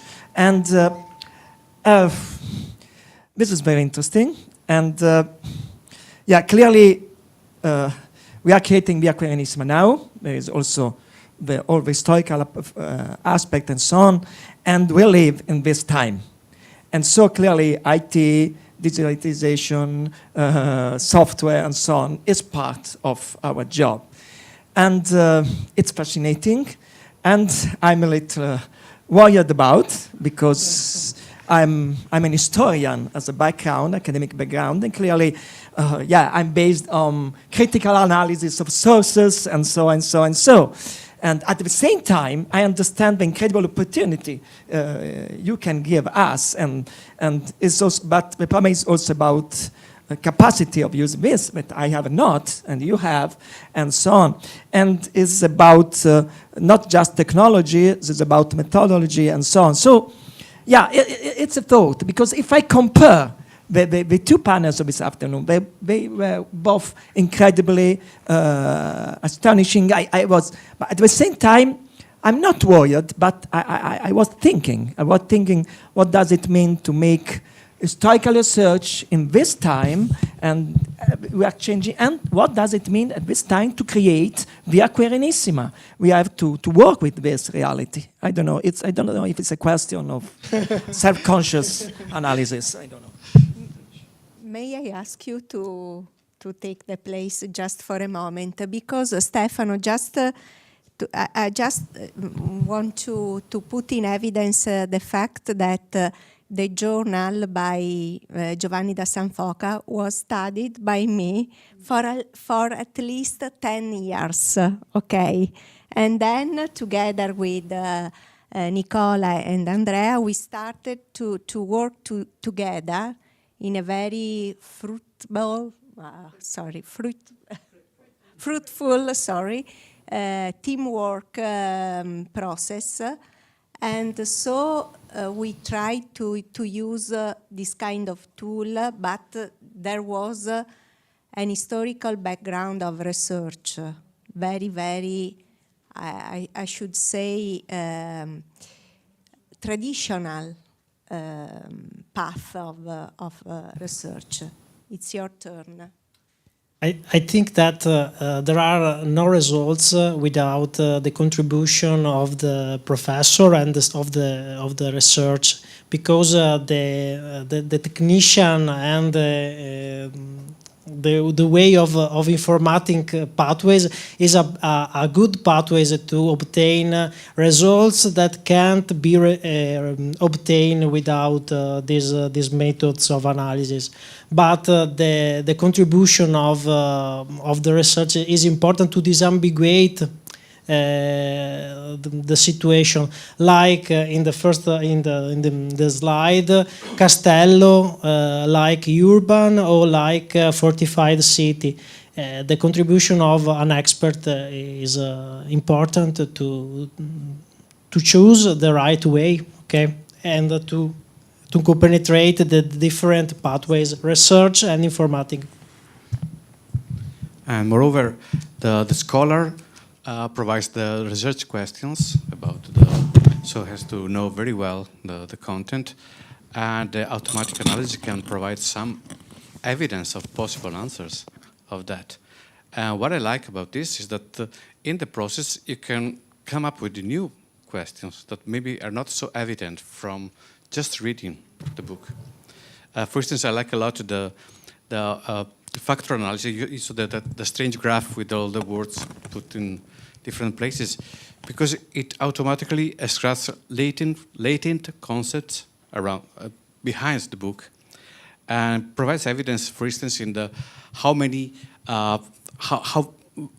which is the variety of the language to describe some subjects, which is very spread, and sometimes it is not. So it provides some evidence about the interest of the person about this, and that may maybe not so evident when you just read the text. So I like this, ping pong between the questions, the possible answers, new questions, and so on. And also another approach that's based on a statistical analysis of the content. So which is the probability of describing a content, the probability of, which is even more complex, because our approach toward statistics in our everyday life is sometimes very far from the actual probabilities of things.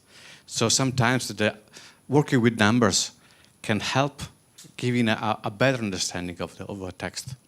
So that's why I like this. But in your opinion, another question, the journal by Pietro Querini could be analyzed in this way? Sure, definitely. Because in my opinion, there are not a lot of impressions of landscape, cities. It's something about the soul, in my opinion, but it could be useful. To proceed with the statistical analysis must be a minimum number of singularities in the corpus.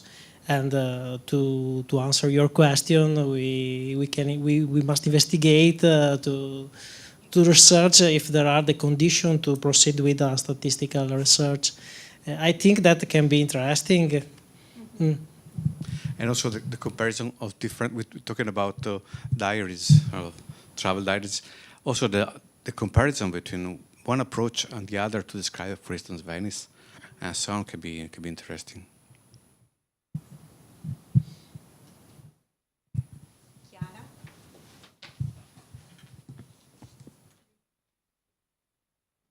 So my question is actually moving from what Stefano posed and also what you just discussed. Now, personally, I'm not worried about the kind of experimentation that I've seen here. Actually, I found Ludovica's work incredible, and it's really an interdisciplinary work. And in fact, you're saying you will be working with 9 people in your equipe, and I think that you will have different expertise, as far as I understand.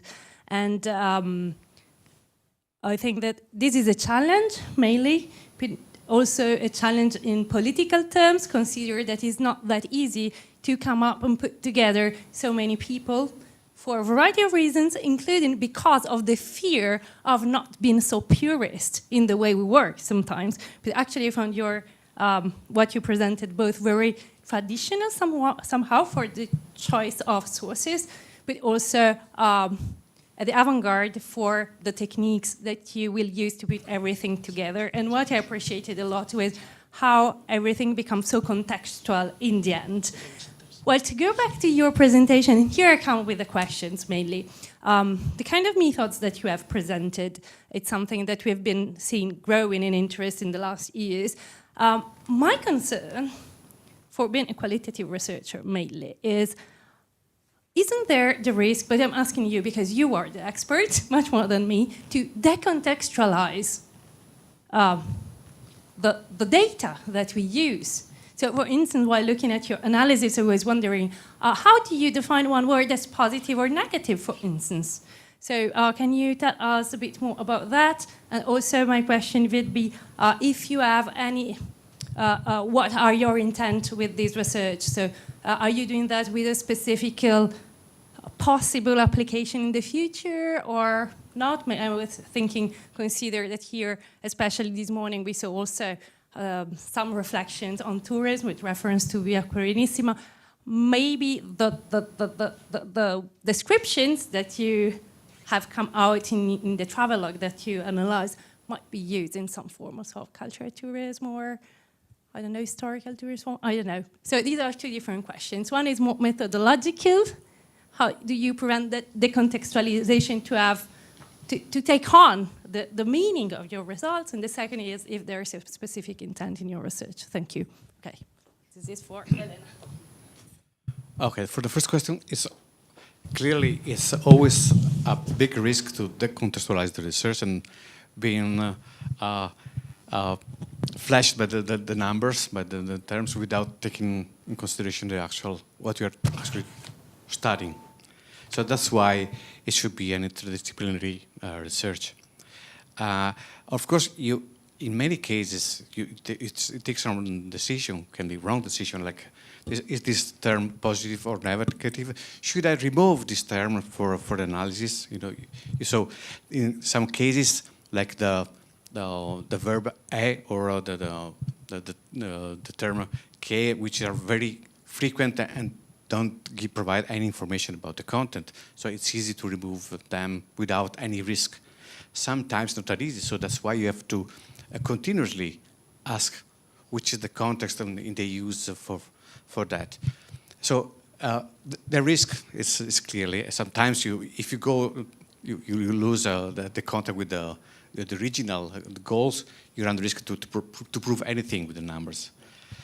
The second question, I think that visualizing a particular content can be a way to put it more, to encourage people to face the reading of that.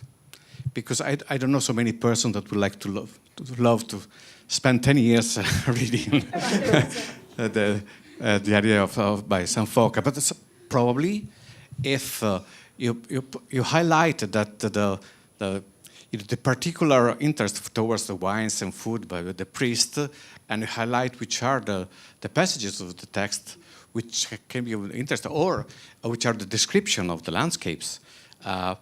So you provide the entry points to the book that can help people starting to have an interest towards the book.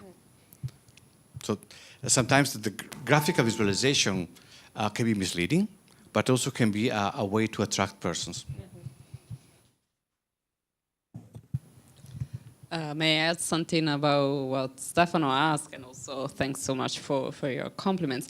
I mean, in my case, I'm an architectural historian, so my background is about history, and actually these tools for me were really essential for answering questions that I couldn't answer with the traditional tools. Meaning that for me it was, how can I keep data for 5 centuries about 60 islands? I mean, I can do that in a spreadsheet, in a Google Doc, but then it would have been too much. And how can I really associate the information that I found in the archive with the very traditional sources that we have, connected to places that have changed so widely? I mean, it's very difficult sometimes to read something about a church that is not existing anymore. If you try to look at it in Google Maps, it's just water maybe today. So for me, it was how to find tools that were not only useful for the dissemination, for the narration to other people, but also for me, for doing the research.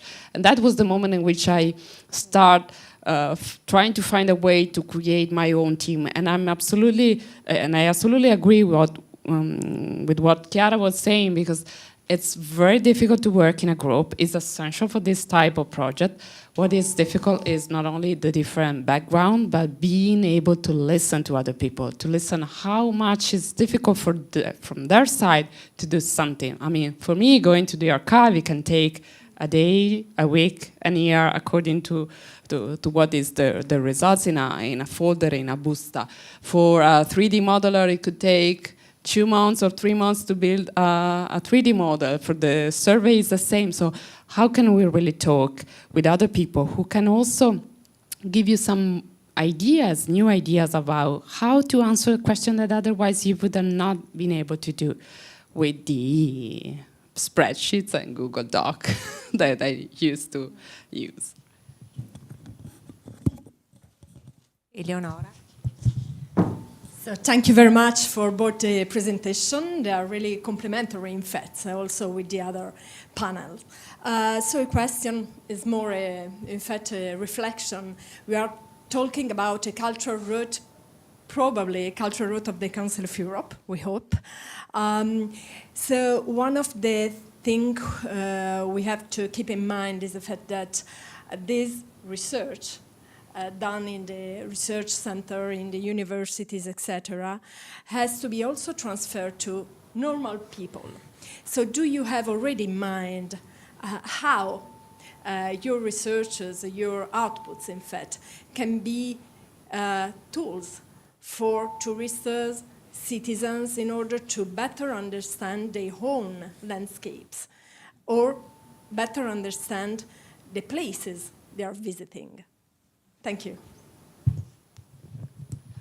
Well, in my case, the idea of the platform started exactly from there. So the idea was, how can I find something that is going to be much more clear and interesting, rather than writing 6 books on the lagoon of islands with like thousands of footnotes about every single detail of a church that is not existing, etc., etc. So I ended up trying to create a platform that is very similar to Google Maps, which is something that we use every day for finding a place, a restaurant, etc., etc.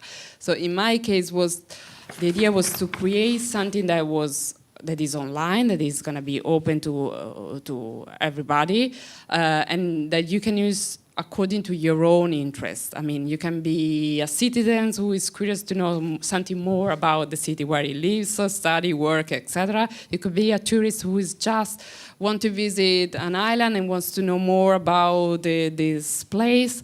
You can be a scholar interested in something very specific, very detailed, and you want to take a look to the documents, etc., etc. So there are multiple ways and multiple levels of research and also communication. I don't know if it's going to be working. I mean, this will be said in the future, but the idea is really to open up also the research itself. What Chiara was saying before is that I have tried to work on different levels also of documentation. The idea was to open the research, also giving the possibility to user to comment the philological process and methodological process, because one day someone can say, well, in this document it's not written that word, it's written something else, because he can read it. Or you can say, well, that church has not 3 windows, actually there were 4, etc., etc. The idea is that you can comment, you can also create really a table for future research and activities also with the municipality, with all the institutions that are working on this city. Very, very quick. These data are too rough to be actually used. But in other projects, we saw that once you provide tools to inspect a corpus of textual data, people start to get interested. So, for instance, we have a project with the Dublin, with the university. They were working about the historical documents, and once they were available to the public with this kind of tools, all the association of historians started to use the documents, because also that once you have an entry point to start investigating, have a way to attract people. Then people love to play with the data and with the text. So we hope yes. Okay, I think we can finish here. Thank you so much for your attention, and please, can we have a coffee? Of course, 20 minutes, not more. Just a moment. And now we are going to stop the streaming of Facebook and YouTube. Then we restart within 15 minutes. 15 minutes. The last part of this very important day. Let me say one thing. We are living a turning point in the history. Big data are going to change our way of living. And even in the last question, we don't know how the next years can give us hardware useful for this kind of research, and how big data will change our way of seeing masterpieces, towns, way of cooking, and also way of driving the cars. You know very well, you said that knowing how to torture the numbers can say anything, what you want, of course.